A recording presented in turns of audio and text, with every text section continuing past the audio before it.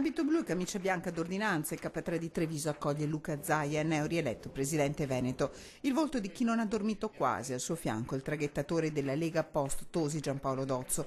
Il primo pensiero del governatore va ai veneti. Ringrazio i veneti per il grande risultato. L'unica regione che chiude un risultato con più del 50% di consenso, quindi un cittadino dei tanti cittadini su due ci ha scelto, è un risultato che ci dà un grande senso di responsabilità, una grande carica, un grande entusiasmo. Sarò governatore di tutti, come ho già fatto negli ultimi 5 anni, promette, forte di 1 milione di voti e del consenso di un votante su due. Una campagna sentita come non mai, confessa.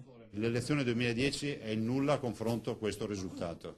E l'elezione 2010 è il nulla contro questo. Oggi noi, se avessi dovuto iniziare con una come si può dire, con una suggestione questa conferenza stampa, avrei detto Mission Impossible realizzata. Vai, non ti curar di loro e continua ad amministrare. Questo, spiega il Presidente, il mandato ricevuto dai veneti.